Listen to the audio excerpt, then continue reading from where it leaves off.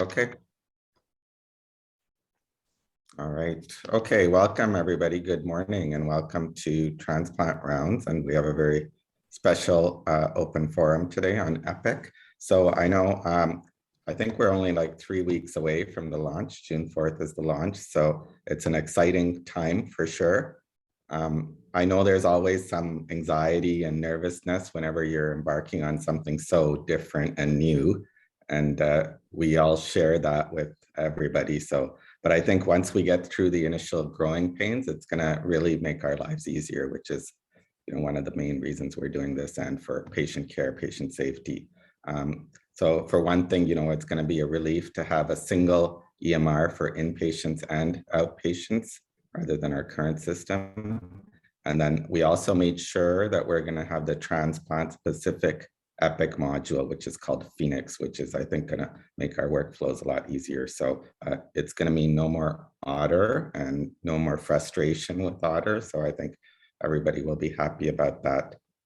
It'll hopefully mean, enhanced workflows using templates, using order sets, and a whole lot more things. So once we get it up and going, I think it will make everybody's life better and easier and improve the care we give to patients. So I want to give a shout out to the whole transplant to EPIC team that's been working on this. As many people, but specifically I want to highlight contributions from Rhonda, from BJ, from Aman, from Joe, Leanna, and from Joanne.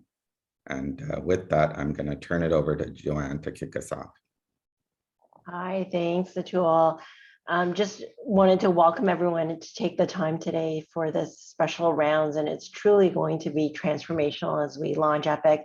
We're hitting a key milestone this weekend where on Monday, EPIC scheduling is going to be going live. So we're transferring all the information in our current system to now. So we have 4 days until scheduling go live, and 23 days left for the full EPIC go live enterprise-wide. So truly transformational. We've had an opportunity to speak with quite a number of individuals and organizations that have gone live with EPIC. And I think, we're really coming to the kickoff, and, we're not gonna sugarcoat the fact that it is going to be bumpy. There's going to be optimization after go live, but you'll see through today the things that will improve, the things that will change, workflows that may differ, but also there will be opportunities to optimize our workflows and the system itself after go live, and a lot of support. I just want to say, we're in it together. It's an exciting time. And I think I heard someone say, when we had dial phones, right? You couldn't even imagine what a cell phone could do now. And it may have been a painful learning process to get to a cell phone, but now you can't live without it. And that really will be our transformation into EPIC. So next slide. I just wanted to introduce today's panel. Aman Sidhu, Joe Kim, Rhonda Allen are our co-leads for the working group. BJ is our super user lead. And also speaking, we have Leanna Graham, who is not only our director of practice, but also one of our change agents for EPIC across UHN. So please welcome our panel. I'm going to turn it over to Rhonda. Morning, everyone. We wanted to give some updates on what will be coming with EPIC. I know a lot of you have done training, so you've already seen a lot of this. But to go through, sorry, I'm just gonna try and hide the little pictures so I can see the slides. So as Atul said, we have the Phoenix Transplant module, which helps keep the transplant episode-specific documentation in one area of the chart. It's a tab amongst all the tabs in EPIC. It contains things like event tracking, which shows when the patient was referred, when they moved to evaluation, when they got added to the wait list, those types of things.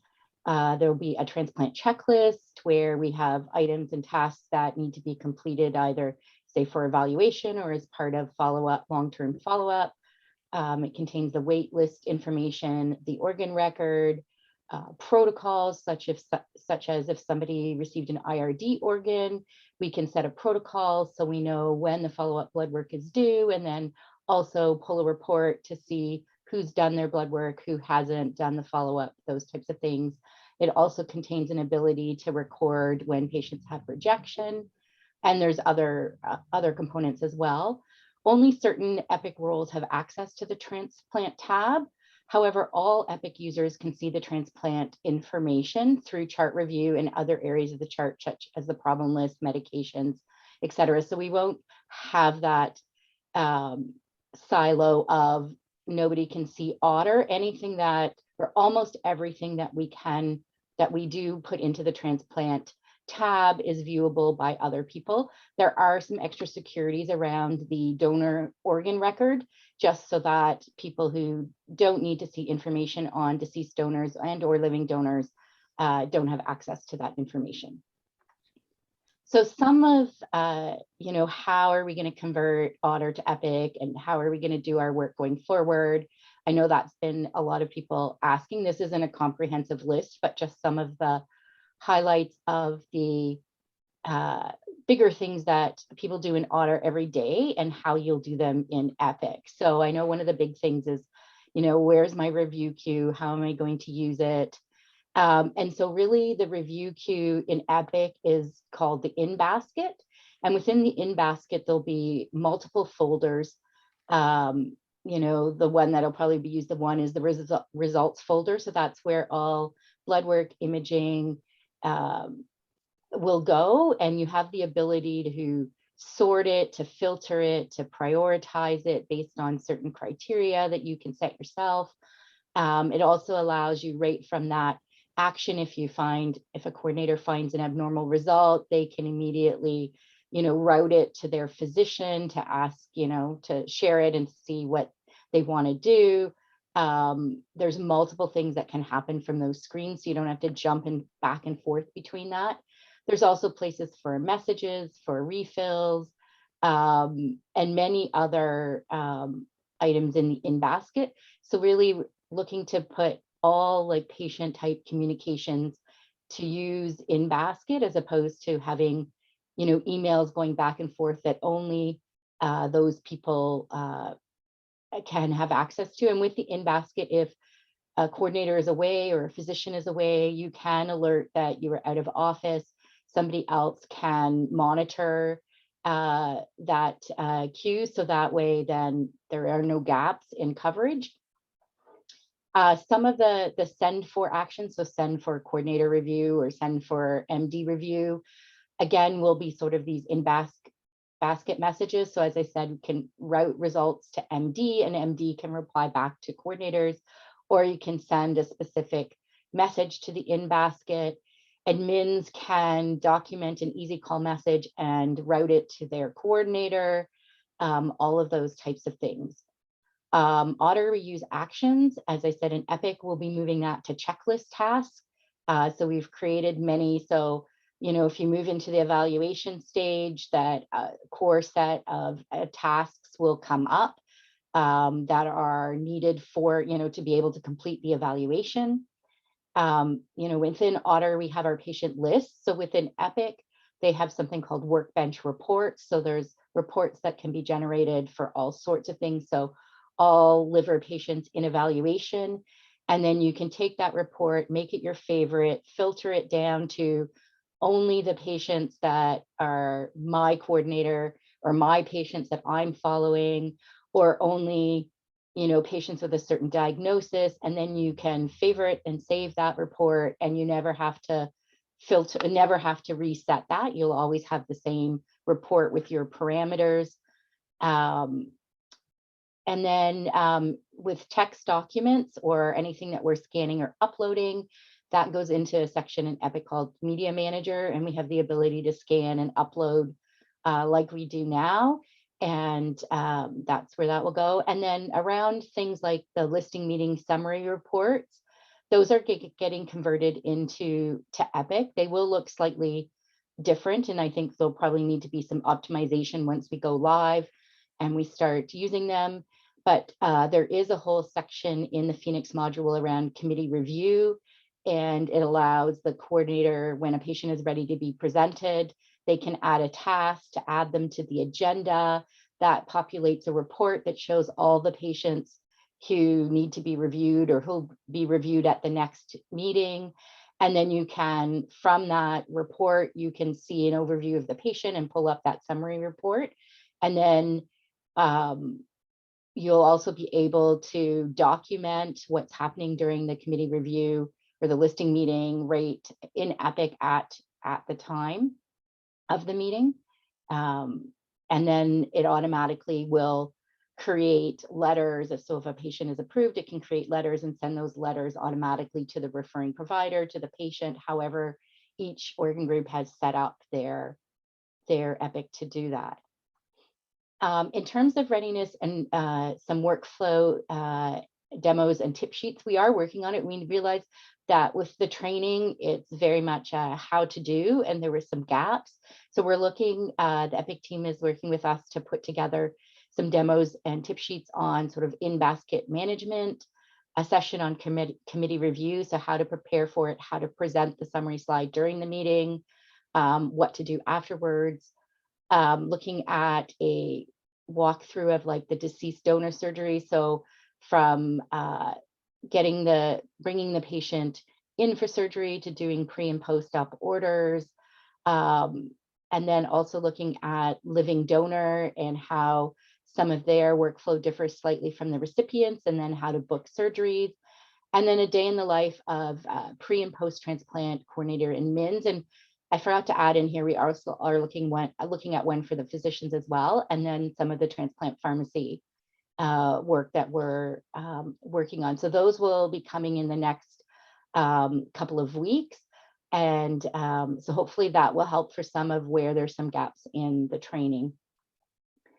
In terms of data conversion, as Atul said, Otter is being decommissioned on June 4th. It will still be available in a read-only version.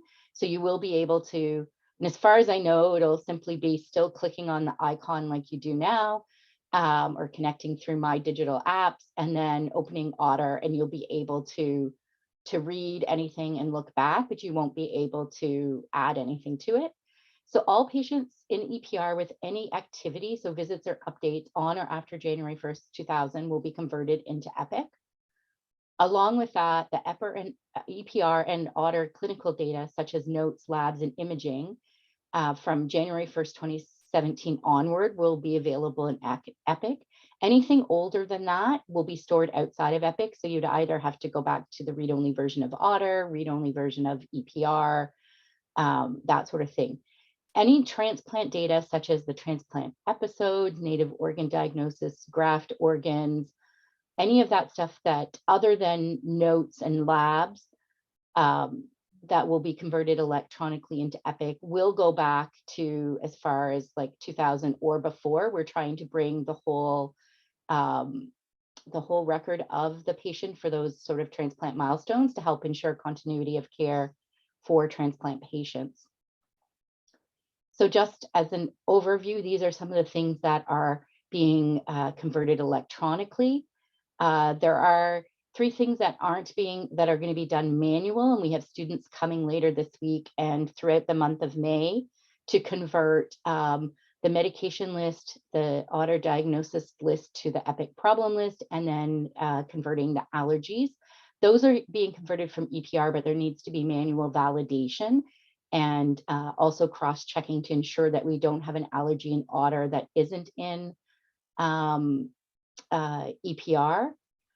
The one other thing, that any lab results that are in the EPR will be converted electronically.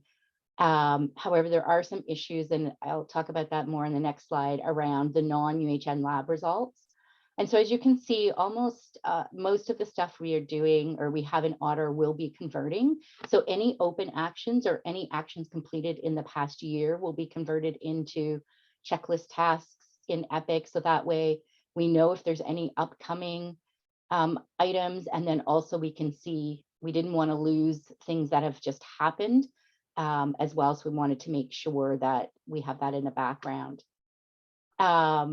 So one of the things, just as some background, some of the issues we've had with converting all of our Otter patients is that our demographics within Otter don't always match with EPR because there isn't a direct data feed. So when patients are registered, they may match in Otter and EPR, and then as patients come into, perhaps imaging and they connect with EPR and their information gets updated, we may not know about it in Transplant, and so then Otter doesn't update. So we've been doing cleanup of MRN, last name, and health card.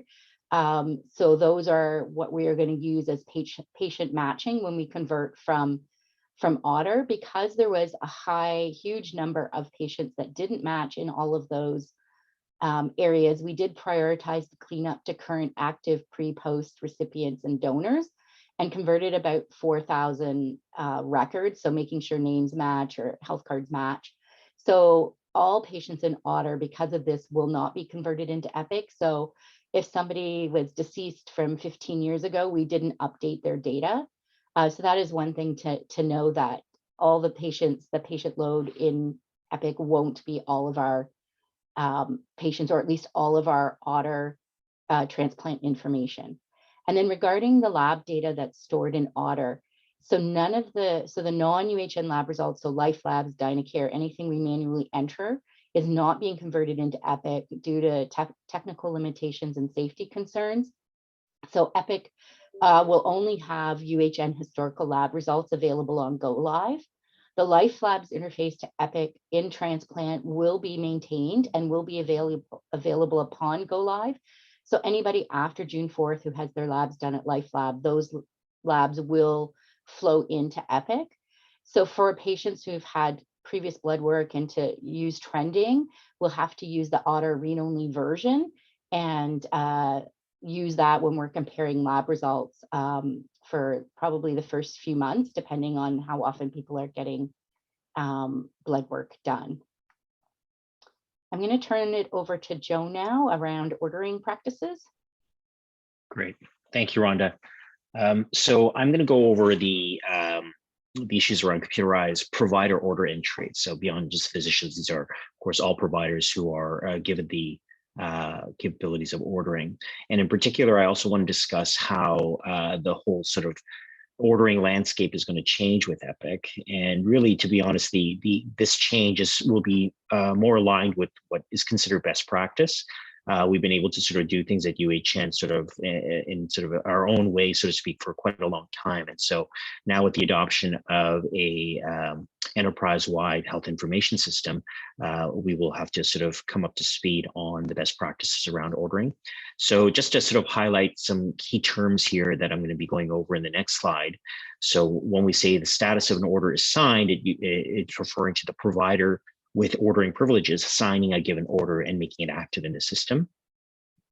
A pen suggest is a situation where either typically a learner, so a prescriber learner, a student such as a medical student or an NP student or a PA student, or a consultant who's consulting on a patient makes suggestions as order sets or as orders, so much like they do currently in the chart, if you're using sort of the chart, paper chart, they put in a suggested orders. Those will ultimately have to be signed off by the provider, but the pen suggest is used specifically for the purpose of making suggested orders by specific individuals. The second sign is a little different, and this refers much more to administrative staff who may sort of put in orders on our behalf. So for example, an administrative assistant may put in orders in the context of a clinic that's typically done for patients who need to undergo certain tests. So that can be done by the administrative assistant, but however, in order to become active, those orders need to be assigned by the prescriber, and they can be signed in batch within a given patient, but nevertheless, they have to be signed in order for them to become active. And finally, co-sign, which is a little different, which is an option that's available to for example, our nursing colleagues, as well as pharmacy and other sort of colleagues we work in the front lines with. This is the capability of actually activating an order as sort of conveyed by ourselves from a prescriber, and having it sort of carried out, but a sign off by the prescriber would have to be done within 48 hours as per UHN policy. So these are sort of the various categories of order enterer, so to speak. and the ways that the orders can be entered, and the prescriber action. So the prescriber who sort of originated the order and what they need to do as follow-up. So of course, the prescriber has capabilities, of course, ordering across the board, and prescribers are all MDs, including residents and fellows. And the same capability also is provided to nurse practitioners and physician assistants within their scope of practice, as well as per medical directive. So they have capabilities of putting orders directly in without any need for co-signature or second sign. Provider learners, as I mentioned, student MDs, NPs, and PAs will put in pen suggested orders, but they will not become activated until the prescriber or the main provider who's supervising their work signs off. In terms of our nursing colleagues, particularly sort of similar to our sort of nurse coordinators in our clinic, telephone and verbal orders as well can all be co-signed there afterwards, so but can be activated right away, but they must be co-signed within 48 hours. We are working currently on developing medical directives that will allow our nurse coordinators the capabilities of actually doing a direct order entry as well. And that is sort of consistent with their existing workflow. But I think as a general principle, the idea with moving towards Epic, specifically for prescribers, is that when there's an opportunity to enter an order directly and enact it, that's the way it should be done. And so that's going to be a change in our practice, but an important one, I think, in the sense that Epic will now facilitate the ability more so to put in the order directly at the time that the order needs to be activated. And this will now be more so under the purview of the prescriber to undertake. So for example, when a prescriber is doing their Q review and they want to order an ultrasound for a given patient, no longer will we just be requesting our nurse coordinators to put that in for us, but we'll have the capabilities of actually ordering it directly at the time that the review is being done. And that is the recommended workflow. Pharmacists and other regulated health professionals can both have the ability to submit an order and activate it with our co-signature, or can also make suggested orders depending on whatever sort of come up with a given patient, which our colleagues do. And in that context, they will use the pen suggest option, which requires our signature to activate. And finally, clerical staff, as I mentioned, have the ability to submit an order, but cannot be activated until a second sign is undertaken by ourselves as the prescriber. So as a general sort of movement towards sort of alignment with best practice, the recommendation is that prescribers, as much as possible, directly enter orders and activate them accordingly.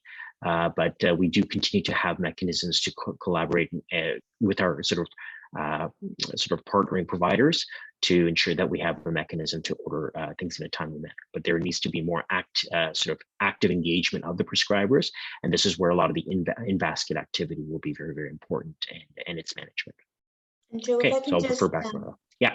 if I can just compliment for a second, just in my role as director of practice as well. First of all, I really want to thank people like yourself, Tara Fowler from the Order Set Medical Directive, and Barry Rubin, who's done a lot of work. There's been a lot of thought with this, with the Physician Advisory Council and some of the health profession nursing advisory councils for months and months. And so the two charts you see are really excellent.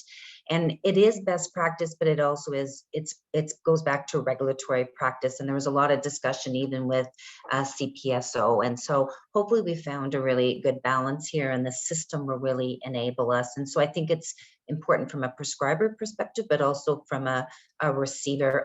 The only other thing I'll comment on is we've had a telephone and verbal order policy for years. And so it will align with that policy and just to create as safe as an environment as possible. Thanks, Joe. Thank you, Leanna. And there is a question in the chat from Dr. Granton. Just if a resident provides a verbal order to an RN, who signs off on that, the resident or MRP? So the resident has, John, the resident has prescribing privileges, so the resident can sign off on that. And the order would be active. But verbal orders should only be under certain conditions. Yeah. So note that the order is active once the nurse puts it in, but it should be signed off within 48 hours. And again, as Leanna says, whenever we can, we should try to directly submit that order ourselves if possible. And it's Anna here. Could I just add a question to John's question?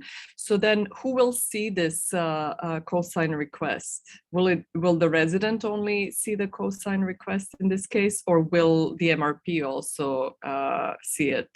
Yeah, that So- was my point. Yeah. So yeah, the cosign request is designated or allocated to the individual who prescribed, who the co-signature is being prescribed to. So it's the prescriber themselves. So in this case, Anna, it would be the resident.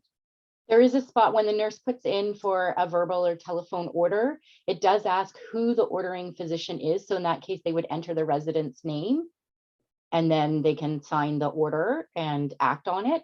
And then I think that's then where that cosign then would go to that person's inbox. So as long as the nurse picks the appropriate person who actually gave the order, then that should go to their inbox for signature. Okay. Joe, it's Jeffrey. Could I just ask a question about the idea of directly ordering? So for example, if I'm going through my review queue, I want a patient to get an ultrasound, I order the ultrasound directly. Does the coordinator then get a message saying that an ultrasound has been ordered on this patient, or do I have to send them a separate message to tell them I'm ordering an ultrasound on this patient so that the patient can be informed? Yeah, we had this discussion, Rhonda, if you remind me if I'm correct, but there was a routing mechanism that we wanted to create to ensure that there was a communication between both coordinators and physicians. Yes, I think there is the ability, and you're right, Joe. I just don't remember exactly how it's done, but there is the ability to send that at the same time as you're placing the order. I don't And know. we'll clarify that further, Jeffrey. It's an important point because we want to make sure that that's followed up afterwards. Now, the results, once they come in, will also be routed to the prescriber. So you'll be notified that the results are available. But we're working on just making sure that there's a routing schema to allow our respective team members to all be sort of in on these sort of transactions. So we'll have to get back to you on that. But that is something that we've been discussing and making sure we have mechanisms to do. I know we're going to have lots of questions and we do have quite a few slides to cover. I'm wondering, Cynthia, I do see your hand, but I'm wondering if we can start to use Slido for questions, and then we can, if we don't get back to you with in this session, we'll make sure we loop back with you. Would you mind, Cynthia, holding and submitting? Thank you. Sure, no problem. I'm having a trouble opening Slido, but I'll try. Okay, thank you. Maybe Anna, you can put it in the chat again. Thanks. All right. Patient flow. Yeah, so we wanted to briefly talk a bit about patient flow. We had patient flow days about 3 weeks ago now, where they reviewed and went through how patients are going to flow through the system, such as from emerge to inpatient, inpatient to surgery, etc. When we send the slides out, you can use this link. We'll take you to the information on those pages. There are recorded sessions, as well as there's a there's a whole patient flow guide that will help drive. One of the things that does happen in Epic is that a lot of the patient movement is driven by orders, and by orders that are put in by providers. So to be able to admit a patient, transfer a patient, say from ACU to floor, there needs to be an order placed in the system that will help then trigger patient movement, such as creating a bed, admitting or discharging a patient. So that's another key area where we'll really need the providers to be able to put in those discharge orders, because we can't discharge a patient till the order is placed in the system. So you can see all of the different areas where we need to have orders for that. And then as well, medication reconciliation needs to occur on admission and when there's level of care transfer. So such as going from ACU to floor or floor to ACU, there does need to be MedRec completed at those times. Some of the changes or level of care, denoting acuity of care, when you place your order to admit a patient, they will ask, or you have to indicate the level of care. Acute in Epic equals ward beds. So that's something new that we have to get used to. And then there also are level 2/step down beds, and then intensive care and palliative are the main ones that are used at the acute sites. And then we also have the ability to add, if somebody has changed to an alternate level of care, that also can be added what they're waiting for. So we can have better ways to monitor and measure those patients. We also have to identify the type of service. So in Transplant, we've designated 2 types of service. So Transplant New So those are the patients that are admitted for their transplant surgery on that admission. And then transplant other would be all the other types of transplant patients, such as our pre-liver patients, living donors, all the readmissions, et cetera. And this will help us be able to split out and get better data on what's happening with our new patients versus all the other patients. And then every service has, there's examples there of the other services. And then just talking a bit about, this is a screenshot from the patient flow guide. So if you need to admit a patient from home or another hospital, for the physicians and the coordinators, the process isn't changing that much. You'll still complete the admission request form on the internet, which will go to the inpatient unit. That the patient care coordinator who follows that mailbox will review, and they'll either look up or create the patient in Epic and then add a new reservation in Epic saying that we're going to need a bed for that patient. And then the rest of the monitoring while we try to figure out the beds will continue to be through email at this point, just as we do now. Once we have a bed or able to create a bed, then either BedFlow or the patient care coordinator or charge nurse will assign the bed in what's called the unit manager, which is the sort of the overview of the whole unit and all the beds. And then when the patient's admitted, the unit clerk or nurse will then admit the patient. So it is slightly different than what we do now. The units will be able to see on this unit manager any pending patients that are waiting either for direct admits or in emerge or people awaiting discharge. They all sort of appear on this unit manager. So it'll be something that will be more visible to lots of different people. And then quickly, a couple of things about the My UHN portal. I know currently right now, you know, a lot of or everything we do in Otter does not go to the portal. Some things that do go through EPR, such as dictated notes, do go to the portal, but there will be some changes coming, and some things will stay the same. So currently, things like the Ontario Lab Information System connection will maintain historical data back to 2017, and clinic notes and results will all be maintained. Some of the new functions that will be coming is e-check-in, where patients who are on the portal can check into their clinic visits up to 2 days prior. They can complete questionnaires that we may have sent them, update demographics, add anything to their medication list, all of that sort of stuff. They're also in some areas will be able to do their own scheduling. So they'll be able to look at view appointment openings and book their own things. They'll be able to launch their Teams virtual visits right through their portal. There is a messaging feature, which we're not going to be using in Transplant at Go Live. We want to look at that a bit more to see how it will work with Easy Call, Vivify, or My Care Connection, and all our other ways to try and come up with a good strategy so that we know what is useful. But some of the main features for the messaging is it's not to be used for urgent, and it's really meant for sort of non-urgent communications or inquiring about an appointment or just general kind of type of questions. As I said, patients can enter some of their own information, and then we can also send patients patient education resources. If they're within the UHN patient library, we can forward those to their portal. And then just as some of the reports, you can see there's some new things that'll be going to the portal, such as cardiology reports, medical and family history. I know autopsy reports are new, but they did tell us that those actually go to the portal now, but I think it's slightly different, and those would be available to an executor of an estate. And then things that are not in UHN, so flow sheets, if you're documenting on flow sheets, that won't go. The actual medical images aren't available, HLA results, anything that's marked as a sensitive note, which is usually psychotherapy or psych notes, behavioral safety alerts, and the inpatient progress notes are still being worked on. They haven't made a decision yet, but currently not going to the portal.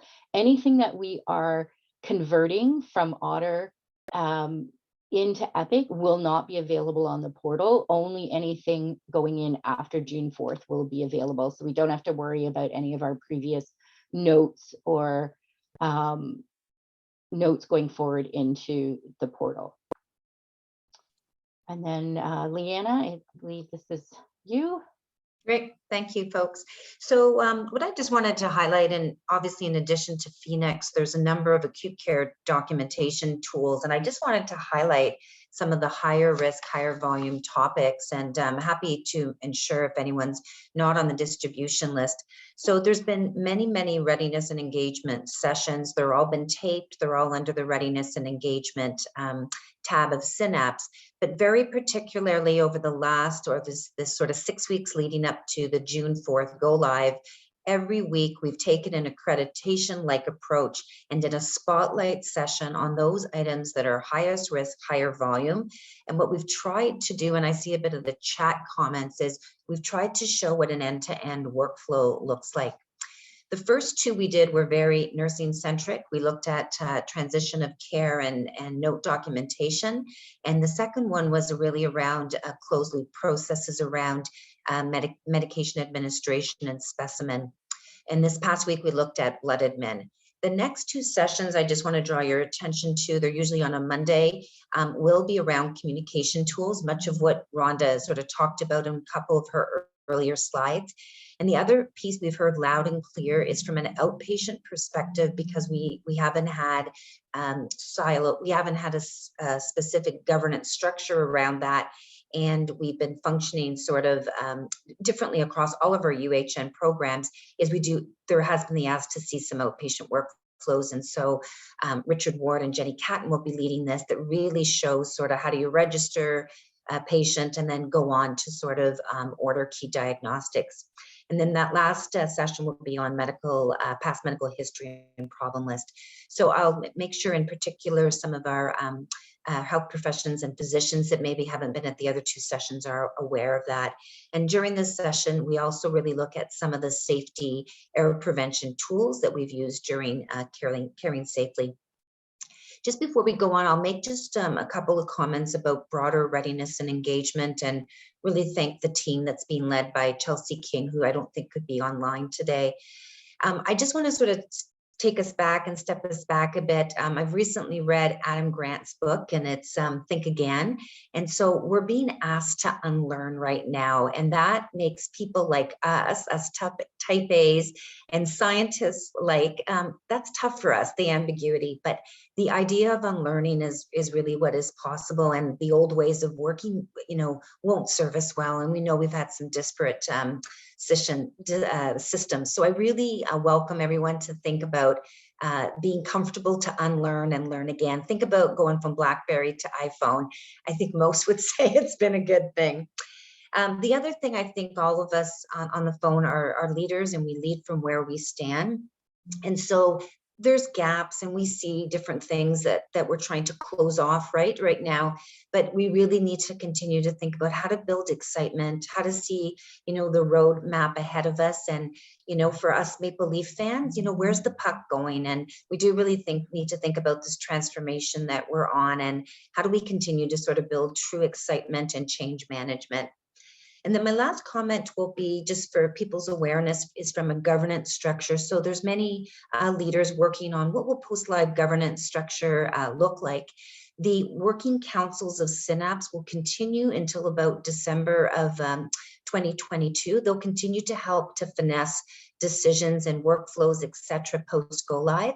And we are also going to need to really think of a period of time around how do we optimize what we have, because our initial response will be, oh, there's a gap, or this isn't right. And part of it may actually be, how do we optimize that? So do know there'll be a way that we look at change requests and assess different asks from a change request process going forward. So just stay tuned for that. Thanks, Rhonda, back to you. Thanks, Leanna. I just want to do a quick time check because we do want to go through questions. So maybe we can fly through some of these slides. I'll be efficient, but I'll hand it over to, is it Rhonda or BJ? BJ. BJ. Hi, good morning, everyone. So I'm BJ Realbit. I'm currently a pre-kidney coordinator with the program here. And so I'm here today on behalf of the program as part of the super user lead. I really just want to call out and thank Dr. Kim, Dr. Sadhu, and Rhonda for really all your efforts and leadership over the last couple of months as we move towards this go live date. We know we've done a lot of work since we started. And again, it's important to celebrate all of those successes, even though there's a lot of apprehension and anxieties as we move forward in the next couple of weeks. I really want to thank all of the team members who stepped up to be super users, from the inpatient units as well as outpatient units across the organization. Your feedback has really been vital in terms of being able to improve the subsequent trainings that our staff have gone through, and really provide and identify gaps in our current sort of learning and support areas. We currently have 19 provider super users who are enrolled with our program, and about 105 transplant super users. So this includes the nursing support as well as the administrative supports on the units. And our program has, received about 10 at the elbow supports who will be spread out throughout our program. The high intensity support will really be for that first 2 weeks. And as we sort of reassess daily, we'll figure out which areas need further support, and then hopefully be able to titrate, off this type of super user support as we move forward and get used to the system. In terms of the next slide, all of your super users will be, identified in a green vest, which you will receive before your first shift. All of our provider super users will have a green badge and a green cap to identify them on the units, and all the at the elbow support team members will be identified in a yellow vest. In terms of the staff, we know everyone on the call today may not feel confident. Like I said, there's a lot of anxiety, potentially some panic as we approach the next couple of weeks. Like everyone on this call has said, really, this is all normal.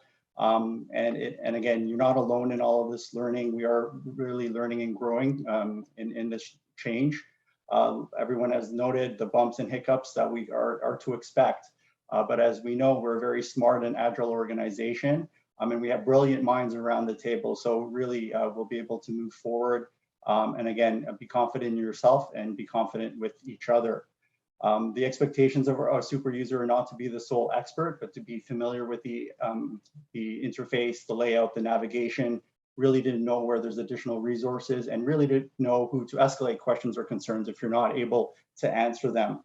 As an end user, really all of our responsibilities are to continue to voice up and really speak up in the event you flag or identify a gap or potentially a patient safety issue. It's really important, if you haven't already, to really familiarize yourself with Epic Playground, increase your exposure to the interface and the layout. If you haven't bookmarked the Synapse webpage, it's really a great central resource for all of the tool sheets, tip sheets, recordings, all of the demos, the workflow, patient flow days. There's really good, lots of information there in a central location. And it's important that you check back pretty frequently to make sure that you're looking at the most updated information. All of our super users will shortly receive an invite over for a 2-hour, I believe it's MS Teams meeting invite that will discuss the Go Live prep session. And this is really key for all of our super users on the call today, knowing that this will be the way how we're going to be able to communicate and escalate and really know what those chains of communication are going up the chain, and then really how we're going to flow any of the learnings and updates to the team, within our program, as well as across all 3 sites and across the organization. I'll end here just really to mention and remind everyone to really show yourself and your team's patience and grace over this period. Really make sure to be kind, be courteous, be prepared, really try to build your confidence, and again, trust in the process. Thanks so much, BJ. That was, we really appreciate your work as a super user lead and all those. I'm gonna fly through some of these slides, but really just saying that there's a very well thought out, supportive post go live process that BJ spoke about, from the site level leadership, basically 24/7 for the first 2 weeks, and then reevaluation into the entire month of June. So site-based, escalating to the very top at the executive level. Next slide. Just to say that there's going to be an incident commander by site. We've created a schedule, and then again, it rolls up into the program. So as super users and as people at the point of care, just be reassured we're in it together. We've got very tight processes to escalate safety issues. And I just rely again on, we are a great team. You are fantastic clinicians and administrative support. So always think of patient safety first. This is a new documentation and communication system, but rely on picking up the phone if you're in feeling that something is urgent or talking to someone. And so I'm just going to go next slide. In closing remarks, just be reassured, hundreds of organizations have gone through the EPIC transition. And I think 3 months from now, we will be looking back and saying, how did we not live with EPIC before? So I think it's really exciting. We will have a bumpy start. We will have found things that perhaps we designed that we thought would work needs to be tweaked in post go live optimization.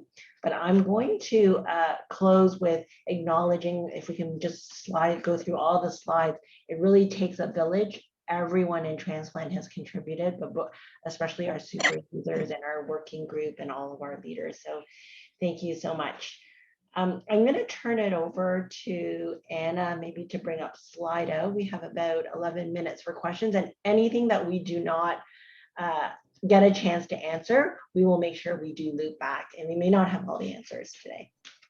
And I'll also just want to comment too, that, Otter isn't going away. We won't be documenting in it, but if you get in a situation where you can't find something in EPIC, you don't know where to see something about the patient, then go back to Otter and, look for it where where it is. And, that will help potentially decrease some of the anxiety around the change and not being able to find something if you need, trying to do something in a hurry. That will be, especially for the first few weeks, it'll most likely be, fairly up to date for the patient. So you always sort of have that as some background. Thank you. So Matthew has the first question. What will replace Otter physician review queues and Otter actions? I'm just wondering if Aman or Joe or need to take that one. Could I just elaborate? I mean, I think you've addressed that with the inboxes to some extent. It sounds like for ordering things, when we send a request back to the coordinator, that you may have to enter both an order and a request. This may be applicable to other services, so I might just raise the question. This week I'm on a B team, which means that we have a list of admitted patients elsewhere, and there are actions that are sent to be reviewed by the fellows or the staff on B, and that person changes over each week. And I'm wondering, is there some equivalent within EPIC, or do we have a plan for managing that? And I should also just preface by saying thank you, everybody, for all your work on this. Yeah, Matthew, we've accounted for that when we've created our sort of workflows and content, and the B team will be accounted for by like a shared pool of actions where people can sign in and sign out on their call week. So it will have to, actively, when you start your B week, you sort of sign yourself in to have access to that pool, and then you can sign yourself out if you don't want to get the alerts on your non-B week, but we'll still have our shared pool. Great. It'll just look a little bit different. Thank you. Okay, Ishvan, will encounter information be transferred to EPIC? Who wants to take that one? I can just quickly, as far as I know, I think it is, but Rhonda, maybe you can sort of clarify, so because we are transferring sort of the documentation and the progress notes, but the encounter does exist elsewhere. So we'll just have to make sure we confirm that. But from what I understand, all clinical notation in that regard is supposed to go over.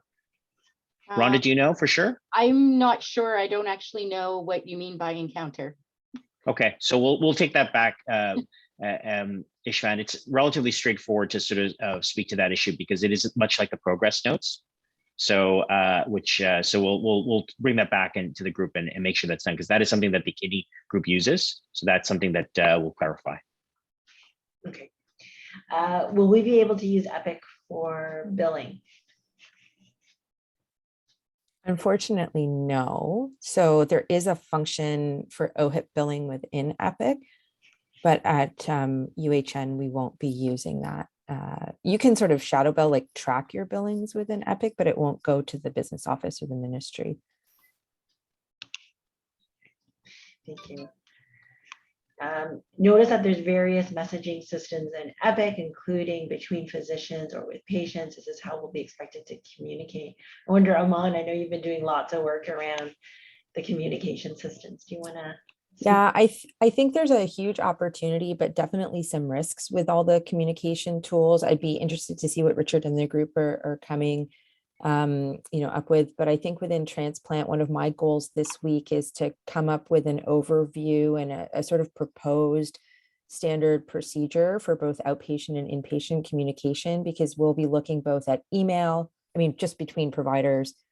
We'll be looking at email, chat functions, inboxes, the various pools. And so I think that's a really important area that we'll try to tighten up a plan for very soon. And Joanne, the readiness and engagement session, the spotlight session is next Monday at 2 to 3. I'm happy to forward the link. We can send it out via Anna, and it is actually on communication tools, and there'll be a whole toolkit that'll kind of help to spotlight it for the next week. That might complement. Thanks. That's great. Thanks. I'll compliment it. Will Transplant be decreasing clinical activity to help support staff when we go live? Can I answer this, Joanne? Sure. Yeah, so it's a very good question. We did discuss this extensively at exec, how to best facilitate this. So what we're going to do is try to significantly decrease procedural activity and outpatient activity, some of the day unit activity, but we do not currently plan to decrease any actual transplant activity. Of course, we'll have to play this a little bit by ear, but we don't want to disadvantage any patients, and we certainly don't want to turn down any organs for offer. So that's currently where we're at. And I wonder, we did speak from an outpatient activity perspective where possible, where we can decrease activity like routine follow-up, where there's no patient safety or risk. We would be supportive of that for sure.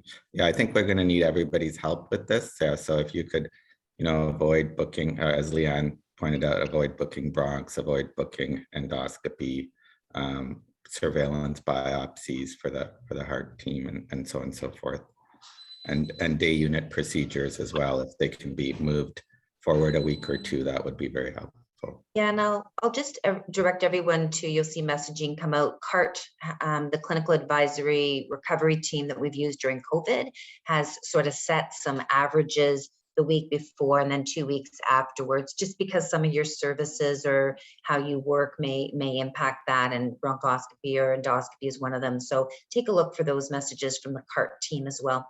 Yeah, I think also on the inpatient side, if you're scheduling patients to be admitted for some type of surgery, like a biliary repair or something like that, or PTC or something, if that could be delayed, if it's safe to do so, then that would be very helpful.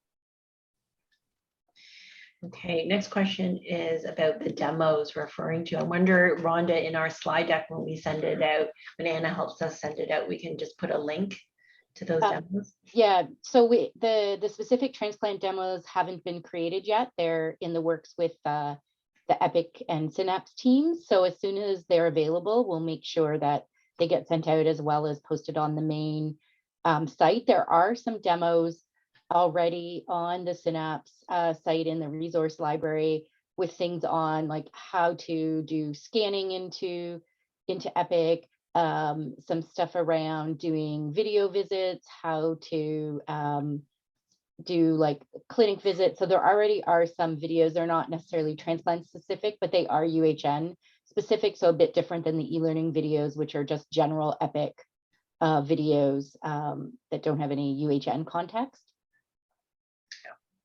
I found the flow pieces quite universal and the inpatient demos quite transferable to transplant. Okay, Ishvan, for many current transplant recipients, the overwhelming majority of their lab data is life labs. So will that only be visible in Otter? This is problematic. So the historical life labs data that's already in Otter remains in Otter. That will not convert over. However, prospectively, upon go live, all life labs, our current connection to life labs and the way it works in Otter will be preserved in the Epic/Phoenix system. So for trending for the first several months, you will be required to toggle between the read-only version of Otter and Epic Phoenix. So that piece in terms of the workflow, a bit cumbersome, will have to be sort of used for the first few months until we start to develop trends within Phoenix itself.